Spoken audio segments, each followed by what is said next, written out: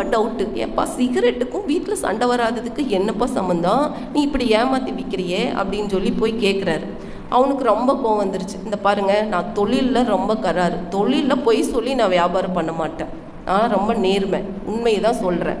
எப்படி அப்படின்னு சொன்னால், நீங்கள் இந்த சிகரெட்டை குடிச்சிங்கன்னா வீட்டில் நாற்றம் அடிக்கும், புகையாக இருக்கும். உங்கள் வீட்டம்மா என்ன சொல்லுவாங்க, முதல்ல வெளியே போங்கம்பாங்க. இப்போ நீங்கள் வெளியே போயிடுவீங்க. அப்போ எப்படி உங்களுக்கு சண்டை வரும், உங்களுக்கும் வீட்டம்மாவுக்கு எப்படி சண்டை வரும், சண்டையே வராது அப்படின்னு சொன்னான். சரி, அடுத்து திருட்டு பயம் இருக்காதுன்னு சொல்கிறியே அப்படின்னா, நீங்கள் சிகரெட் குடிச்சிட்டே இருந்தீங்கன்னா இருமிகிட்டே இருப்பீங்க நைட்டில்.